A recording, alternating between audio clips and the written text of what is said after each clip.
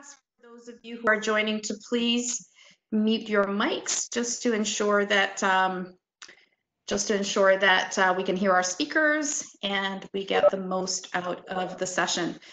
So I'm going to ask my colleague Ahmad to begin our recording. The session will be recorded as done in the past. And before we get started, I would like to begin with our land acknowledgement. We would like to acknowledge that for thousands of years, this has been and still is the traditional territory of the Mississaugas of the Credit First Nations, Anishinaabe Nation, Huron-Wendat, and the Haudenosaunee Confederacy. Our campuses sit on these lands, and it is our collective responsibility and respect those who have gone before us, those who are here, and those who have yet to come. We're grateful for the opportunity to be working on this land.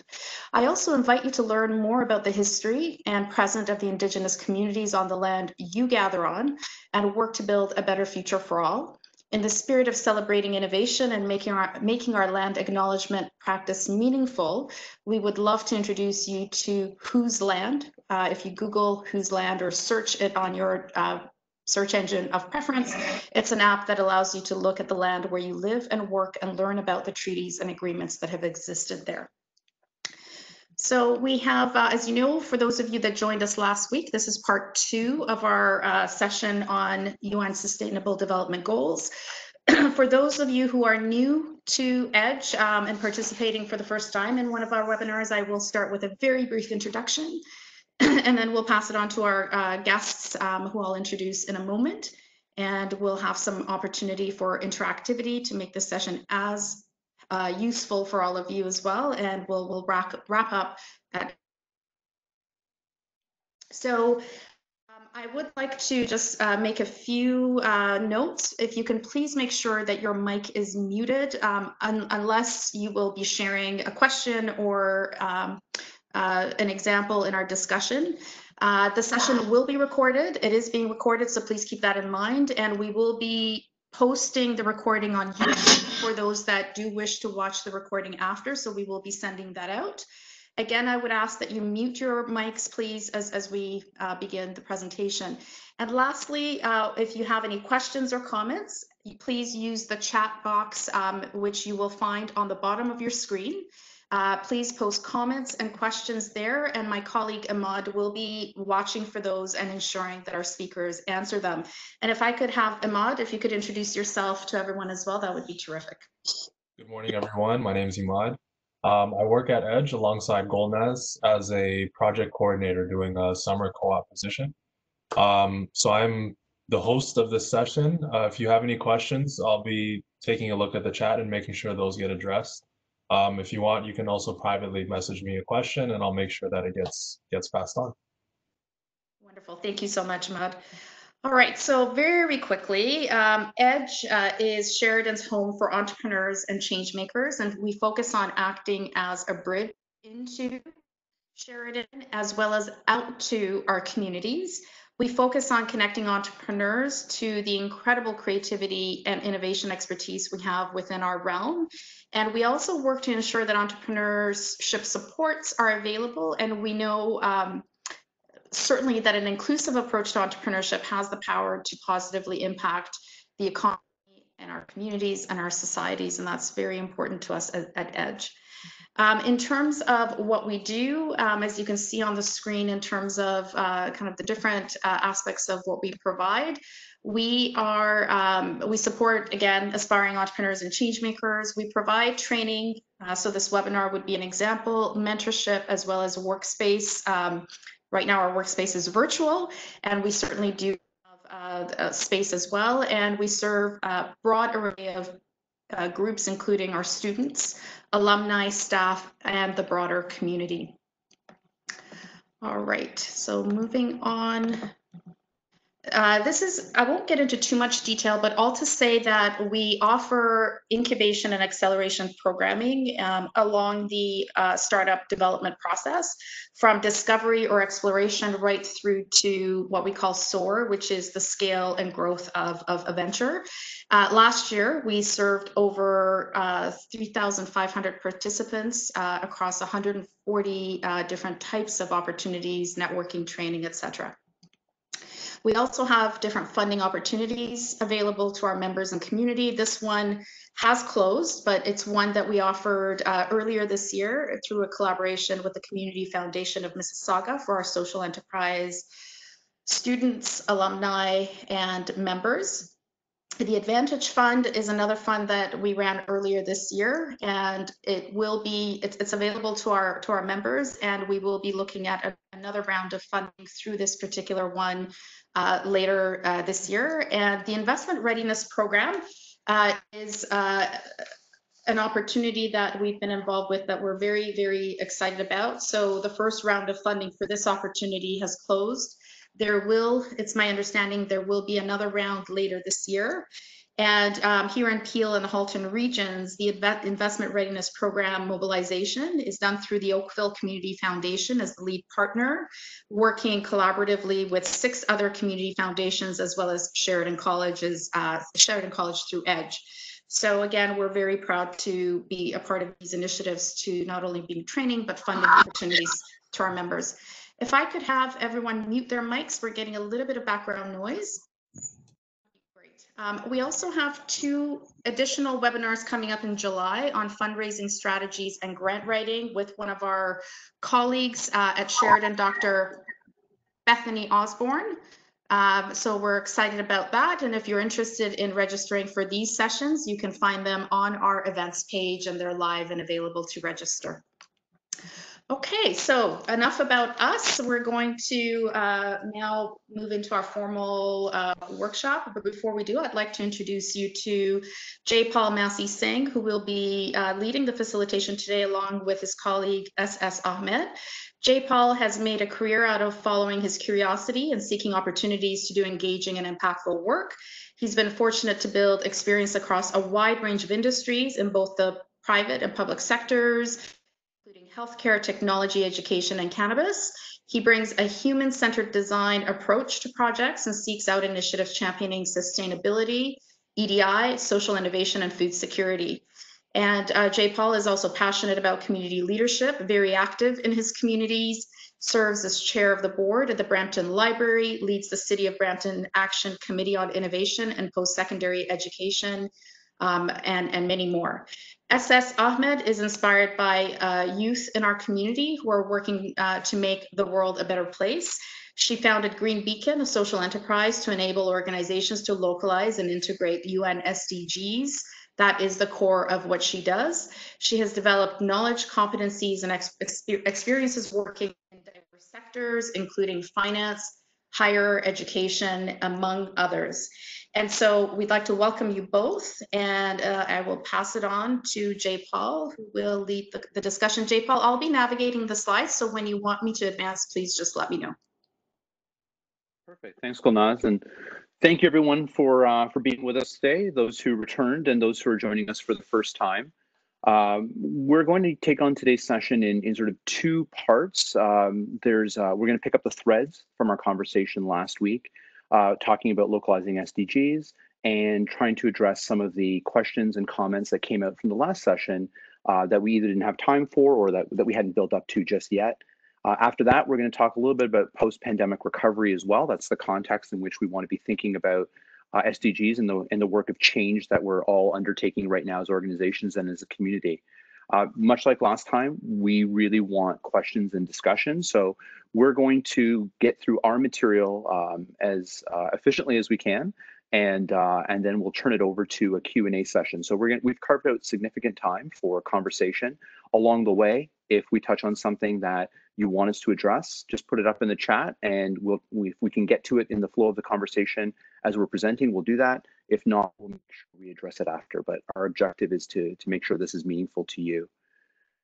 After our last session, we did circulate a survey, not just to talk about the quality of the the experience, but specifically with some understanding, to gain some understanding of who's on the call and how we can best serve. And just to reflect back to the group, what we learned, the majority of the organizations there, have clear missions, but measurables seem to be an issue where folks wanted some deeper insight, whether how to implement impact measures in your organization currently, or how to pivot impact measures into the context of localizing SDGs.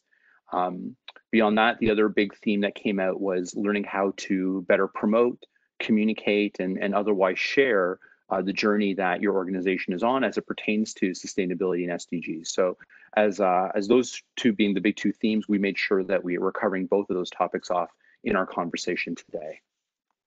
So with that, Gulnaz, if I get the next slide up. What we opted to do to try to make this a little bit more tangible is we thought we'd come up with a hypothetical organization here to talk about the exercise of localizing SDGs within an organization.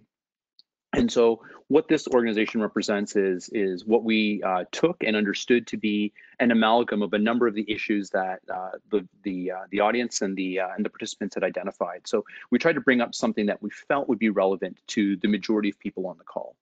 So we're going to say our hypothetical organization is a startup in the technology sector. So they're not necessarily doing work as a social enterprise themselves. They're small. They've got 5 employees, but they have a goal of scaling up. They do have an advisory board in place, but not a governance board. Some revenue coming in through customers, but they're still reliant on funding through investors and government in order to make operations work. No burning platform or issue here. The organization ultimately is compliant with employee standards and all the regulatory standards it needs to be in compliance with, but wants to demonstrate more leadership and has identified SDG 8.5, which is around making sure that individuals have access to full and productive employment, regardless of who they are, and are equally paid for the work that they do that's of equal value. And consequently has identified indicator 8.51, which is a measurement of hourly wages across those various employees within the organization as their impact measure. So this is our starting point. So an organization that's not necessarily in the social space, but wants to have a social responsibility to what it is that they do, organized and operating, but in early stages. So next slide, please. So how does an organization like this proceed? And what we wanted to get into is just an appreciation for the work that needs to be done within an organization like this. And so what we're talking about is 2 big chunks. One is around engaging partners. And so making sure that the conversation internally is as fulsome as possible. That means engaging employees. Doesn't apply to our particular case study, but in your organization could be engaging organized labor, so your union representation. It definitely means engaging your executive team, your board of directors, whether they be advisory boards or our governance boards. But most significantly, and this is the part that we find gets overlooked the most, is engaging your external partners, your funders, your shareholders or members, depending on the structure of what your organization is, your vendors and suppliers, because they themselves, if you're interested in living your values, but are purchasing or working with organizations who don't live those same values, that may be an impediment on your organization. Your customers, who you want to ensure align and appreciate the work that you're doing, and your landlord or other folks who provide you with resources who may be aligned or whom you may need to work with in order to implement the changes you want to implement. In particular, into the hypothetical we're talking about today, when we're talking about access and talking about equity and employees with disabilities, people who operate your facilities are often the overlooked party who can come in and also help and play a significant role in your capacity to implement. The key piece through all of this is making sure that leadership within the organization is looking at the problem and looking at the opportunity and is engaged in making this happen. Where initiatives like this struggle the most often is that they end up on the desk of an individual who may be passionate about the idea, who may be very well invested and educated on the idea, but who doesn't have the necessary weight in the organization to drive through change. And the reason being, it's not an insidious one. Business happens, money happens, life happens, and all of a sudden, an initiative set on doing transformative change in the organization may get derailed because there's a bad quarter financially, or because you know, a funder didn't come through on something, or because something in the landscape, COVID or otherwise, may have changed how business as usual operates. And along the way, it's easy to lose momentum for these types of projects. And so ensuring that you have leadership buy-in and support through the difficult times in implementing a project is the critical part. The other part of it is reviewing the processes. So in this organization, you know, they've never had to measure, and most organizations would not have measured necessarily equity of wages across their spectrum of employees. So it could be an easy calculation to figure out how to do. But what I want to get an appreciation for here is simply getting the measure and declaring that you're working toward that measure is not enough. It's all the underlying activity that needs to be taken on. And so that's everything from, you know, plans and objectives, policies, internal procedures, how people's roles may change, and how accountability works. So in the context of the hypothetical that we have here, that could be everything from, you know, what HR policies support the identification and the hiring of individuals. Do our policies accommodate different individuals and their different needs in the organization? Looking at our internal processes, you're having a conversation around wage equity and fair work, but that doesn't start just in the workplace. It starts with, for instance, how we recruit employees. It starts with where we recruit employees, and are we reaching out to the appropriate communities? Are we utilizing the appropriate mediums for promoting and sharing that we have jobs available? How we're interviewing, who's involved in the interview process, how we're writing job descriptions. All that stuff is the lead-in before we can even have a conversation around wages. And then, you know, looking at our wage scale. And historically, what have we paid? Is there something that we just want to implement, or is there a systemic change to our foundational activity, how we've done things in the past that we need to implement?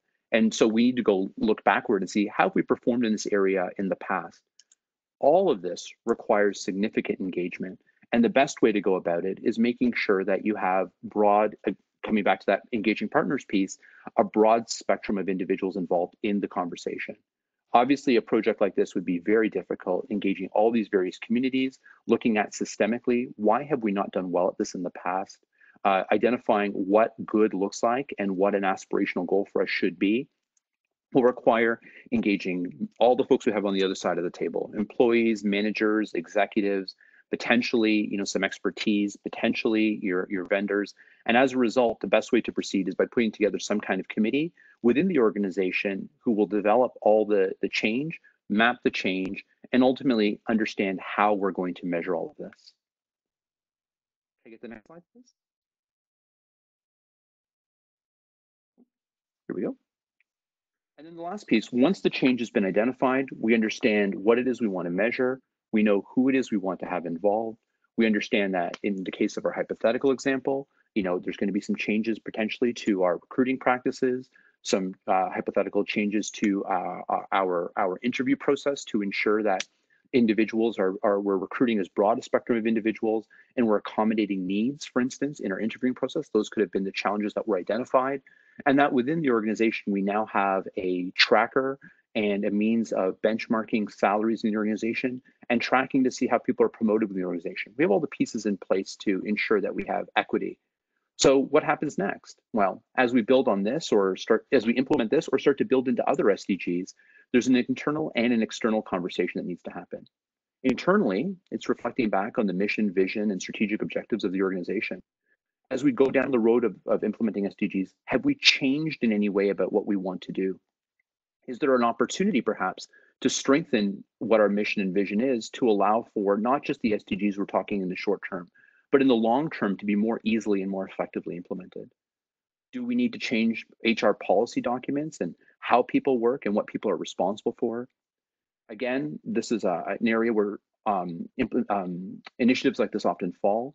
Are we doing enough to train our staff in the changes and supporting them through those changes? Even if people are excited about implementing change, excited about why the change is happening, and on board with the change that needs to happen, if they don't understand on a day-to-day basis what they need to do to contribute to that change, they may find themselves disengaging or becoming demoralized by what's happening around them. Ultimately, you want your board involved in the change because the board will often set the strategic objectives of the organization. And the most critical part of all of this is you must review on a regular basis. And what that cadence looks like is up to you as an organization. It should be no less than annually, but more frequently, more quarterly at the beginning stages, to understand, are you doing what it is you set out to do? Are you achieving what you set out to achieve? And in particular, in the beginning stages, when some tweaking may be necessary. And we'll talk a little bit more about impact measurements in a second.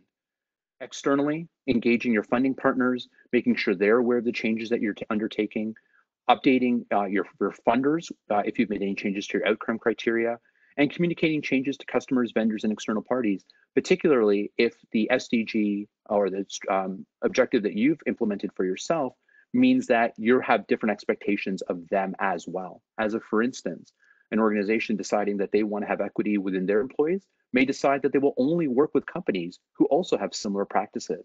So what does that look like for your vendors? What does that look like for your partners? That's something that organization will also have to figure out how to measure, communicate, and potentially support their vendors and partners in joining them on that journey. And last slide for me. There were some specific questions coming out of the last session and in the questions that were submitted online. We're going to impact measures and funding. And I just wanted to make sure, and we talked a little bit about the last slide, but diving one step deeper just to make sure everyone's on the same page of what we mean when we talk about impact measures. And because it was identified that not everyone had felt that they had a good handle on this. So impact measures, what we're talking about specifically are the quantitative and qualitative evaluations of the outcomes of what the organization achieves. These can start with SDGs, or these can be the incorporation of SDGs into your current practices. The key pieces are defining the change you want to see. The specifics matter. Understanding the challenges, and this is the key part. Once you define the change you want to see, impact measures are really a conversation about why don't we already see that? And in doing so, that unpacking, and that's an exercise that there's lots of ways to go about that. There's theories of change, there's process mapping, there's modeling, there's just plain old basic stakeholder engagement. But the understanding the challenge from as many perspectives as possible is what will allow you to understand what activity you want to take on in order to achieve the measure you'd like to achieve. And then once again, measure and review. An example of this sort of complexity for me, as I think about a specific example, I was working in an organization that had a focus on healthcare. And one of the objectives that they had was reducing in a population of individuals who were diabetic, reliance on a medication. So it seems really easy. We want people to use less of this medication. The question then becomes is, well, why were they using that medication? What was the preference? Was there a reason why this medication in particular was being produced? We had to go back into the data to understand who was this population, why did they use this medication, what lifestyle factors did they have that put them in a position where they needed this medication in the first place. And the notion of saying our goal was to reduce individuals on this medication, we quickly realized was not a goal that we could take on. It was far too big and the pieces were far too complex in the short term. So although that was our long-term goal, we realized in the short term, what we needed were impact measures that would put us on that continuum. And as we began to unpack the problem, what we realized was there are a whole bunch of biological reasons that people use that medication that we may not be able to change in the short term. There are a whole bunch of financial reasons people use particular medications we can't change in the short term, but we'd like to work on the long term. But there are a whole bunch of behavioral issues that put people on those medications related to diet and exercise, for instance. And those are things that we can change in the short term. So our impact measures very quickly became, although our objective was to reduce individuals who were reliant on this particular medication as part of a particular disease, our impact measure in the short term was, how can we educate people to the lifestyle changes they needed to make?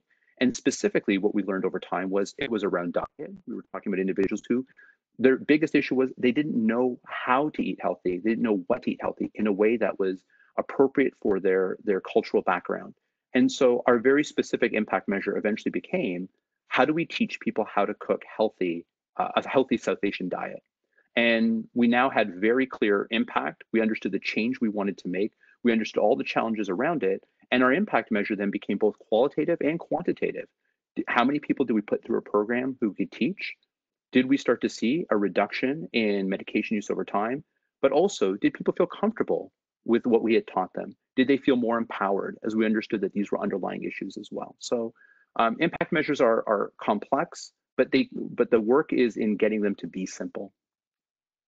The funding side of the piece, I know lots of folks had questions around that, and just a couple of key points. We can get into it in the Q&A if folks would like, But what I want you to consider really is be aware of your funding cycle. So some broad principles around funding. Consider your funding cycles. So in as much as you want to make changes, be aware of when your funder is able to look at your funding again. Be aware of how early you need to notify them. Many of us who receive funding, for instance, from government agencies, know that the funding cycle is typically April 1st to March 31st. But that means, so changes usually can't be implemented before April 1st. It usually also means that your funder needs to be notified probably in December or January of any funding changes you want to make to your upcoming fiscal year. So if you're looking for outside funding to support the changes you want to make as part of SDGs or any other kind of transformative change in the organization, be aware of when the notification periods are if you want to align it with funding from your primary funder. Make sure you're notifying them as early as possible and that they're not in opposition to the changes you want to make, even if they're not in support necessarily. And be flexible. You may not get the money you want in order to do the things that you want to achieve, but I've been through projects where we've been really successful in reallocating current resources through the rewriting of job descriptions or the reallocation of other physical and operating resources to help support initiatives that we wanted to do. Be prepared to pilot. Oftentimes what funders want to see is their resistance is not to the change, the resistance is to the unknown of whether this change is a good one.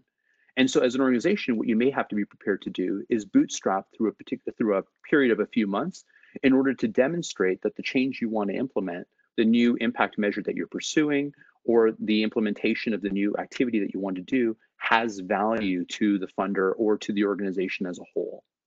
And always be prepared to look for alternative sources of funding. This may mean looking for other funders. It may be going back to the community. It may be finding other organizations who have aligned on this goal, who are prepared to also put in some of their resource, whether it be human or otherwise. I was involved in an organization, for instance, where we were providing supports and counselings to individuals who were victims of sexual violence. The organization's funding model was set up to support only individuals who were female, and specifically supported those individuals who, by the definition of the funder, were born female. We wanted to expand our service offering in order to support individuals who were trans, who identified as female. This was at odds with what the funder wanted. In order to make that happen, we had to pilot a project. We had to ensure that we were able to demonstrate that there was enough demand for the project that we wanted to put in place, that we were able to utilize our existing resources and not have it have a detrimental impact to the services that the funder was in support of. And we had to run it for about 6 months in order to do that. To get there, what we ended up doing was reaching out to healthcare organizations and public health who were able to provide us with some counseling support, provide us with some spaces so we could run programming for free while we started to build out the case study for what we wanted to do. And because we were serving a specific community, we went to that community, the trans community, and were able to fundraise within that community to get the funding in order to get some basic resources in place. We had to bootstrap for 5 or 6 months. But over time, our funder, our primary funder, who was the province, was able to see the value of the program we were able to offer, was able to see it wasn't coming at the detriment of the core population that our funding agreement was in place for. And over time, it took us 2 years to get there, ultimately expanded our funding envelope to allow us to continue that activity. We did all the work. We expanded the vision of the organization. We brought people on board. People knew what we were there to do. And over time, we were able to get our funder there. So it is possible. And I'd love to talk about specific examples that you might have. But these 4 big principles: consider where the funding lands. Can you work with what you have in different ways? Be prepared, much like any startup organization, to have to do a proof of concept. And be prepared to look in alternative ways, whether it be funding from the community or funding from other partners in this space to help you get off the ground. So that's my chunk around localization and change management within the organization. I'm going to flip it over now to S to talk about considerations for post-pandemic, and then we'll open up some questions. Thank you, Jaipaul. Good morning, everyone. Thank you for joining us on Thursday morning. I will talk very briefly about consideration for post-pandemic recovery and what that looks like from the SDGs perspective. So one of the things that we should probably talk about is how sustainable development is defined by the UN, and then what post-pandemic recovery or recovery from disaster risk reductions looks like. So sustainable development is defined as development that meets the needs of the present without compromising the ability of the future generations to meet their own needs. So given that definition of sustainability, what does recovery looks like now, and what does that entail? So within the SDGs, from the SDGs lens, we look at recovery that is inclusive and that is resilient. So inclusion would entail what J. Paul was talking about engaging with external and internal partners, and talking about when we come back, how do we come back? How do we make sure that all voices are heard, listened, and included and considered as we bounce? Resiliency is the concept of, well, what, how do we design our operations and our processes and policies to ensure that, as if there's a second wave that hits of the pandemic, or as there are new disasters that come up, that our operations would be resilient. So those are two main concepts, and more philosophically speaking, the three principles of resilient recovery within the SDGs framework are building back better or bouncing back better, converting adversity into opportunity, and prioritizing an inclusive and resilient recovery. And so these are more philosophical concepts. What we will do now is move and transition to a discussion, and we will take your questions and then answer with specifics based on the questions and examples that you have. So over to Gulnaz for questions and discussion. Thank you. Okay, thank you both. Oh, thanks. So the first question we have is from Sirish. Sirish, would you like to join us on video or camera to ask your question, or we could just read it from the chat box if you'd like? I'm fine here being on sound. Okay. Okay, so I'll just read out my question. So I wanted to know more about the funding process. Is it done through like very formal grant writing? And what are our first go-to agencies or resources to start delving into like what funding opportunities we have out there?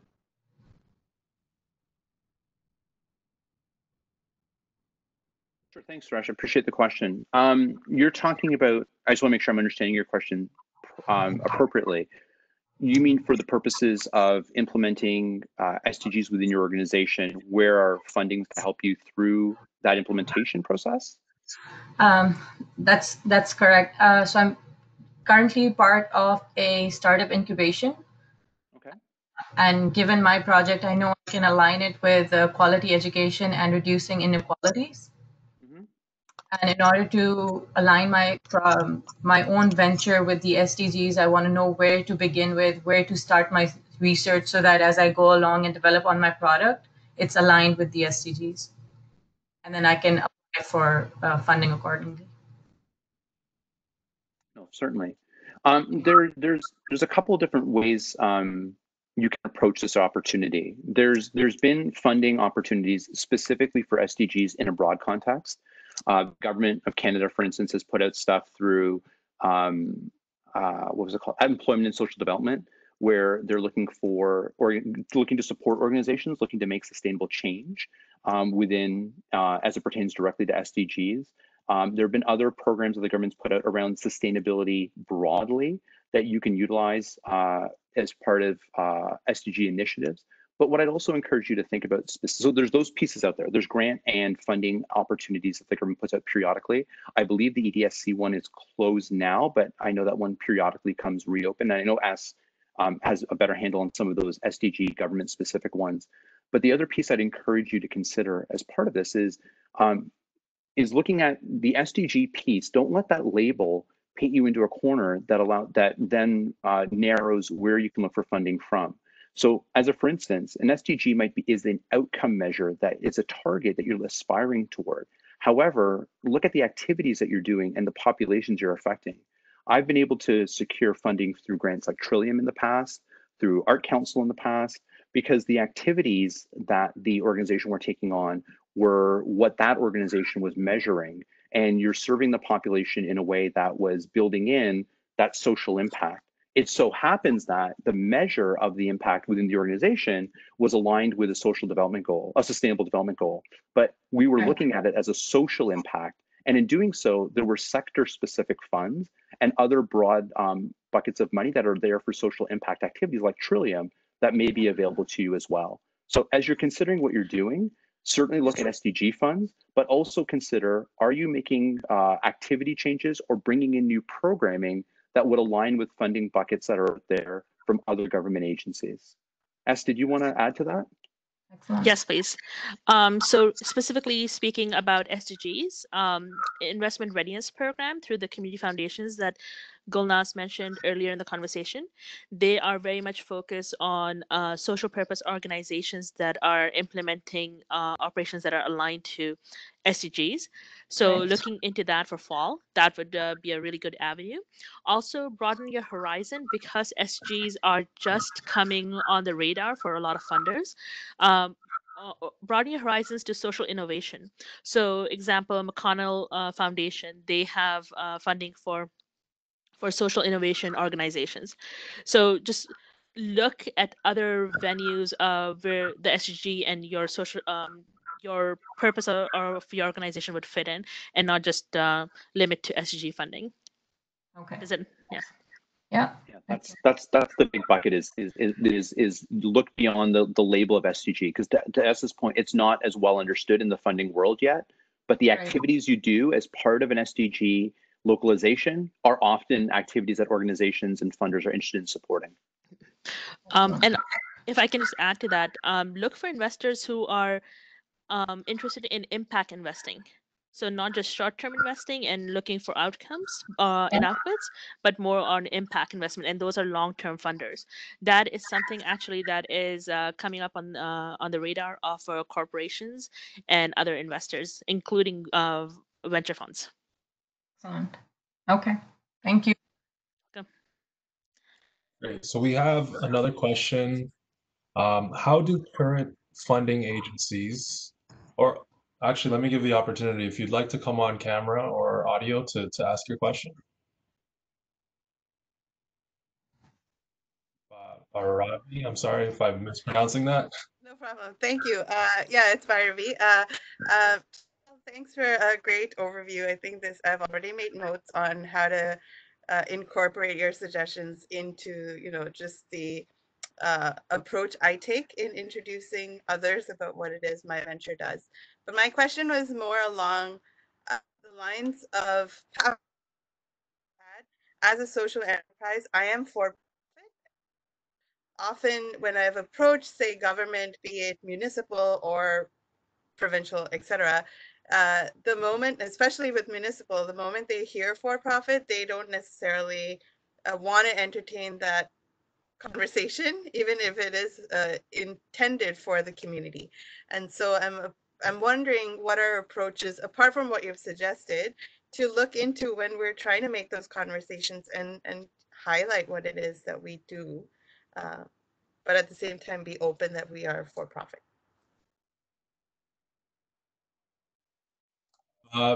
Jaipaul, you're on mute.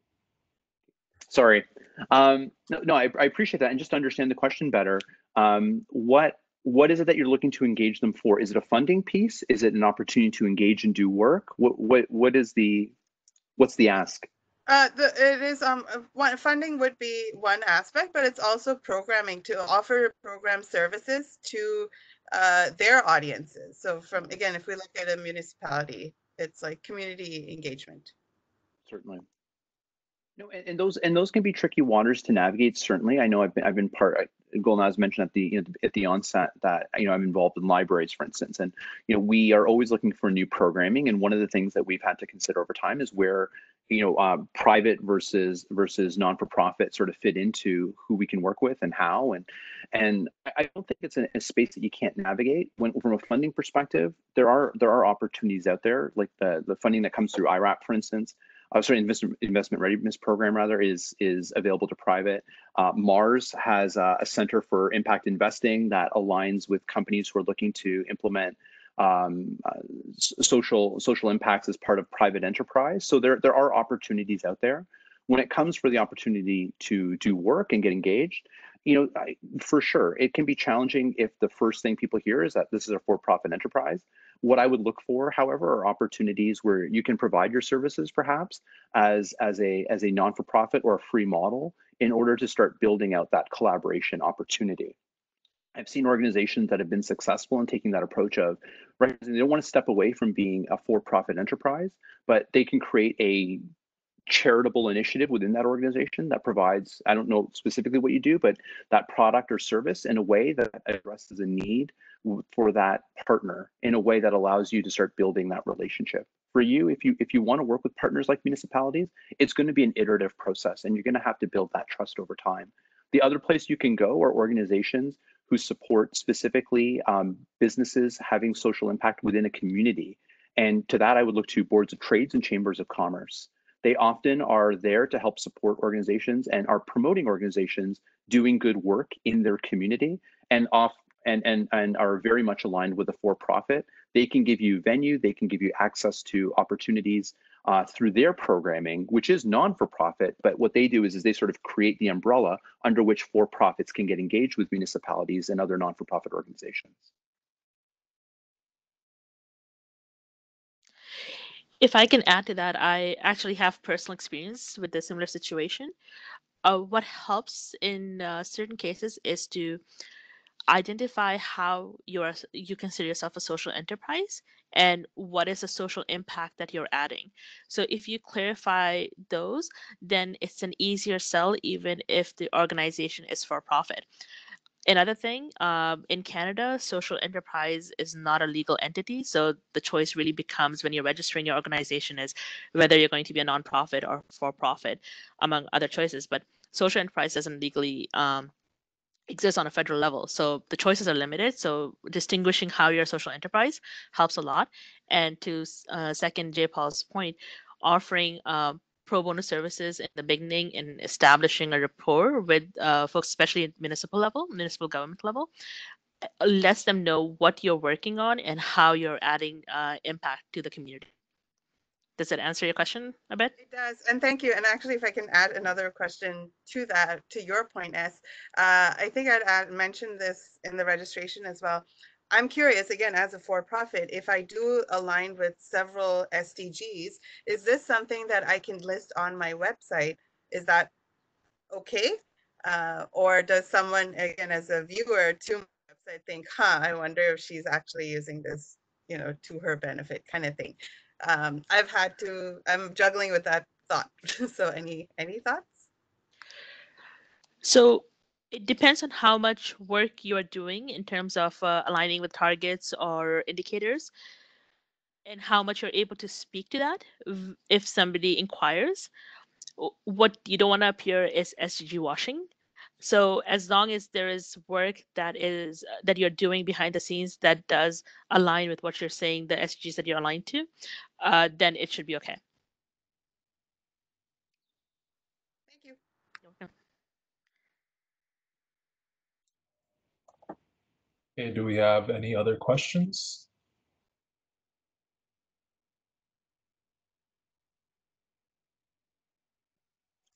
Jaipaul, it sounds like you've covered, and S, it sounds like you've covered a lot of ground. People are clear.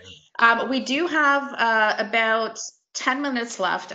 This is a great opportunity to explore any questions that are top of mind or things that you want to share with our facilitators. So please don't be shy. Now is the time to bring up examples or specifics around anything related to topics that have been covered by our speakers today. We have one comment that it was a very clear session, and thank you. So Jaipaul and S, thank you both very much.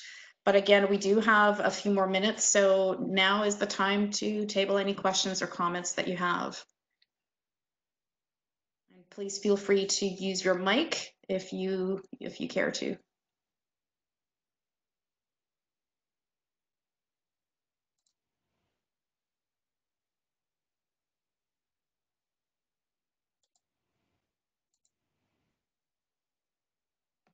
So while we wait for people to give thought to their questions, I have a question. So I'm going to take off my Edge hat and put on my venture hat because I am a member of Edge as well.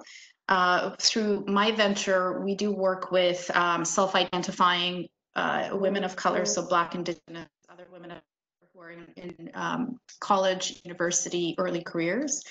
And the problem or issue that we're seeking to solve is barriers to access to meaningful work and advancement in workplaces. And so in looking at, so certainly I have a theory of change that I've been iterating on with respect to short-term and long-term outcomes. If I were to focus on gender equality as an SDG, so I've really thought long and hard about which would make sense in a meaningful way. Gender equality as well as addressing inequalities are two, plus education. So those would be the three that I've landed on. Do you both have any thoughts, again, if we use that as a case study of where do I start? So how do I take my theory of change and now overlay or think about how I localize or align with the 3 SDGs that I've mentioned? Did you want to start? Sure. Sorry, what were the 3 SDGs? SDG 5? So yes, so education would be one, gender equality, as well as addressing inequalities. So have you done a first run as to aligning your, excuse me, your operations and your purpose of your organization with the existing targets and indicators? I'm going through that process right now. So I'm like early stage. What I've done is I've identified short-term and long-term outcomes in terms of first iteration. But I guess my question is, how would I go about doing exactly what you've just asked me? It's a continuous and iterative process. Yes. So start where you are. Start with comparing the targets and indicators. In some cases, you might be able to adopt them as they are. In some cases, you might have to adapt them to your particular organization and your unique context. And in some cases, you might have to create ones. And that usually happens in further iterations down the road.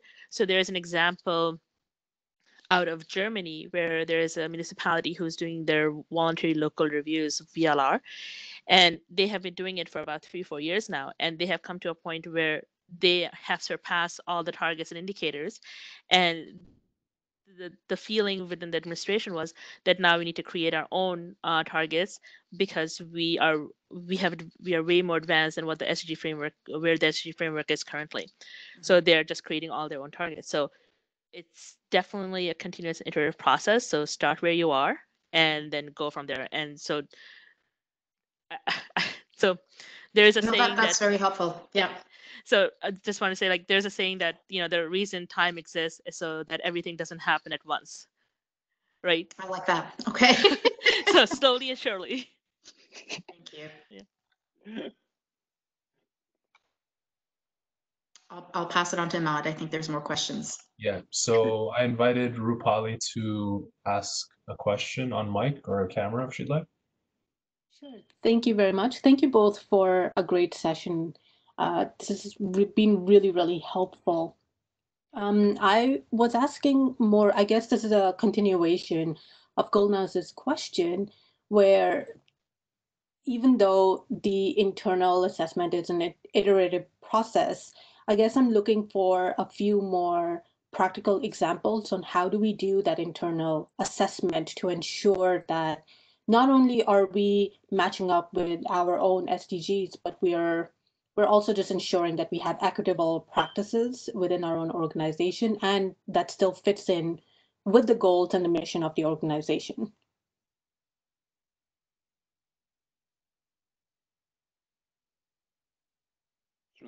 Do you want to go with that, or you want me to start with that one? Sure, I can go. So I have an example. I'm working with an organization that is specifically working on SDG 5, specifically Target 5, looking at women in managerial positions. And so we have done the first iteration where we have figured out how many women are in managerial positions. And now we're in the process of looking at root causes of why they're not. So the organization has a set target of where they want to be in a few years. And now we are going through the process of analyzing root causes of why there are not more women in managerial positions and what can we do to ensure that that happens and different programs that can be implemented. So it's the idea of iteration and progressing slowly and surely and integrating the SDG philosophy and principles within the organization. Does that answer your question?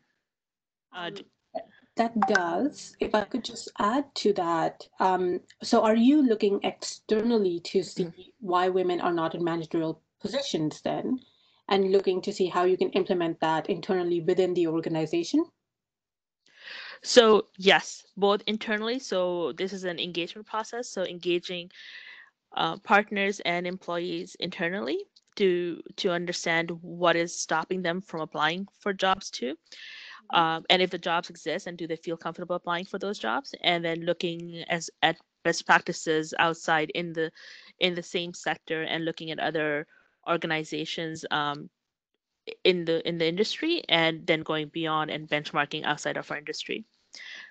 Jaipaul, I'll pass it on to you. Yeah, no, thanks, S. And sort of building on that point, and I think that outside-inside lens is what you need to have. You can't necessarily change the world outside your organization entirely, but you need to understand, what the root causes are. That, like as I was talking before, identify what you want to change, but then identify why is that a change we need in the first place. And an example that comes to mind for me that's similar to S's is we were looking at a piece around individuals of people of color, and within leadership roles within an industry, and the difficulty in recruiting individuals in to take on senior leadership roles. And initially, this was seen as an issue regarding hiring and identification and promotion, and so that was how this was an industry or trade organization who I was doing some consulting for, was going about trying to find individuals. And it didn't solve the problem over time. We tried, we looked at it as a marketing exercise, we looked at it as an inclusion exercise, we looked at it as how we bring people in. It was only after looking outside that we realized the challenge wasn't that these individuals weren't understanding that they could come into this industry to work. The challenge was that there was a lack of coaching and follow-up for individuals. The disparity, the equity issue was in coaching within an organization, that when two people come in or graduate or early stages of their career, certain individuals get more support, get more mentorship, get more coaching, because they have individuals in the organization who look and have similar history and similar background to them. And there's an affinity and a collaboration and camaraderie that allows those individuals to progress in their career. And so we had to look outside to understand fundamentally, why was it that we weren't able to get young South Asian and Black executives within this particular industry? We realized it wasn't about recruitment, it was about mentorship. And so what we were able to then do is develop mentorship programs within the industry that allowed over time, and this comes back to S's point about it being iterative, that allowed us over time to groom a whole new level of leadership, not by looking outside, but by developing the people inside who were on those career paths, but just found their career path stalling. So I don't know if that quite addressed what you're looking for, but I just want to, an example to support what S is saying. You do need to look external to the organization when you're talking about issues of equity, and in order to implement the solutions internally that will make the changes you want to achieve. That was great. Thank you. No problem. I noticed someone asked a question about contact information. The last slide has our emails on it. If we could just flip it up, it might help folks who want to connect offline as well. Awesome. And then Sean, if you'd like to join us on camera or audio to ask your question. Sure, thank you. I just want to touch on the point that both S and you, Jaipaul, discussed briefly a moment ago. It was about using the SDG identification on our own branding. And are there requirements initially to use that? And is there a compliant element to ensure that we're adhering to whatever the dogma is in the 17 goals, or is that something that we exercise our own moral judgment in trying to ensure that we're following that initial trajectory? Because I think we all know that we have certain goals and ideals when we start the business, but then X number of years in, the business starts to deviate. And as much as I embrace the ideal of it, adding another layer of compliance reporting is not something that I necessarily want to adopt at this point. So I can answer. I can begin the answer to that one. So the UN is very clear that the SDGs are by the people and for the people, and we the people own the SDGs. So it's about judgment, and it's also about how much do you think you're implementing them into your daily operations and into your services, that you feel confident including them, and including them in your branding. Second, more practical piece is that they're very specific about how the SG icons are used. They have branding guides on on their websites. So it's probably helpful to look at those branding guides to see how the icons are used and what color schemes are used. But other than that, the question, to answer your question, it's really your judgment. There is no layer of compliance. There's no third party uh, accreditation that happens. It's really how confident do you feel that you're implementing them and adopting them. To Jaipaul.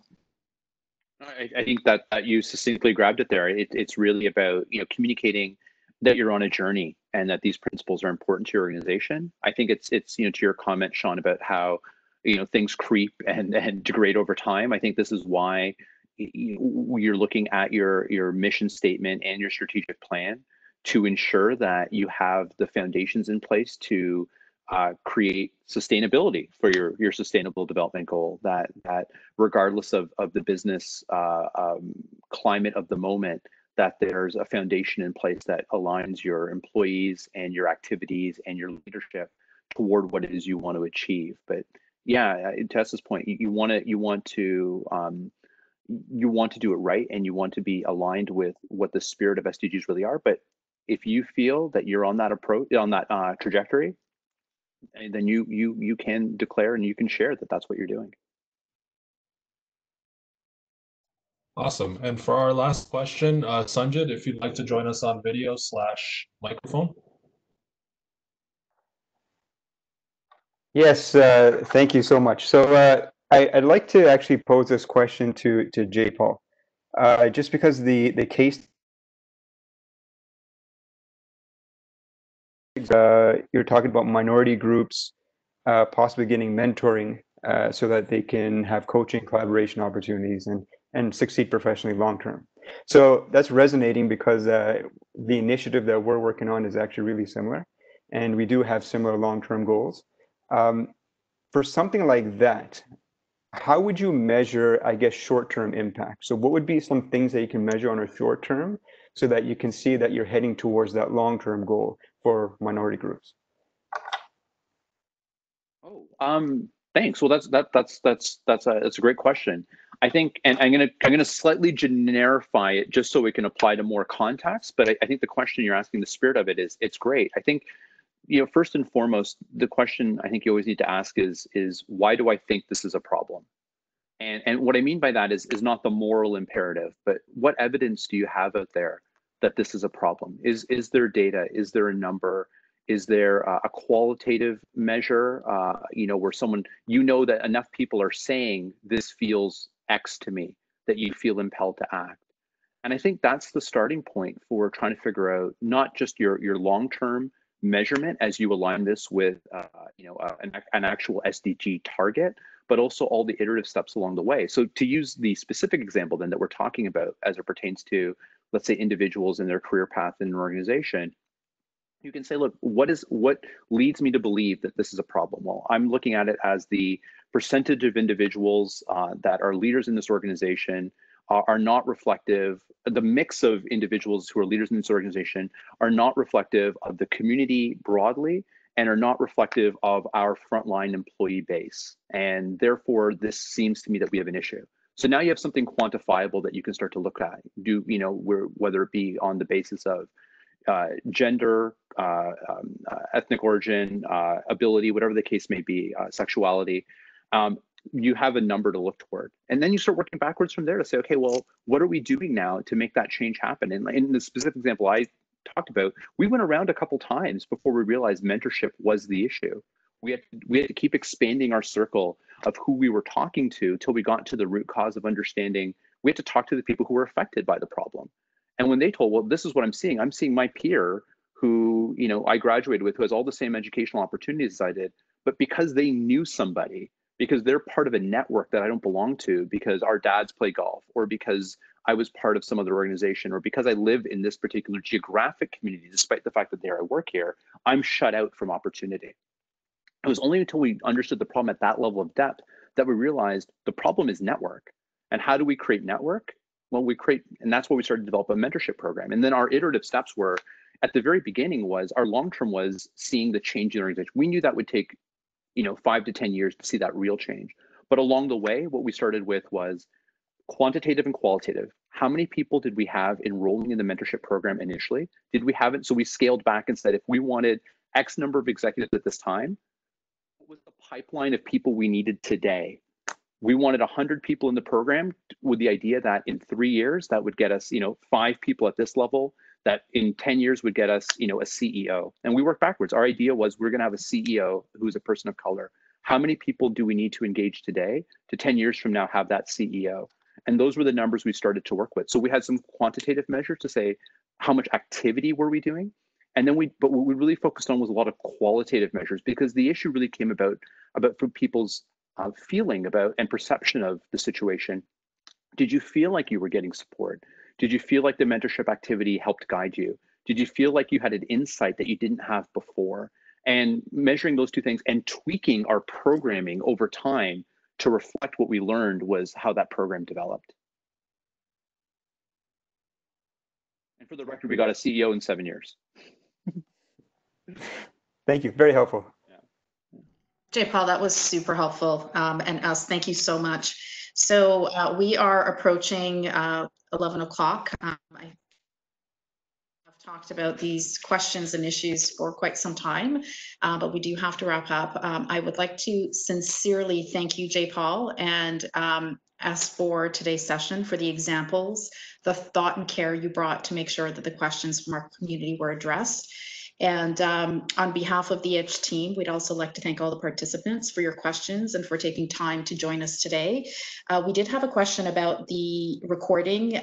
We will be posting the recording on our YouTube channel. It will take a few days to do that. So either follow us on our YouTube channel at EDGE, and also keep an eye out for an Eventbrite mailing that will come to you with the recording included as well. So again, we wish you all the best to all our ventures and those that have joined us from the community with the work that you do. And we hope you'll continue to support our EDGE community and join us for future sessions. Once again, thank you, Jaipaul and S, and we wish everyone a wonderful day. Thank you. I'm going to ask Ahmad to stop recording, and we'll just hang until everyone has out. Thank you so much again. Thanks, everyone. Thank you.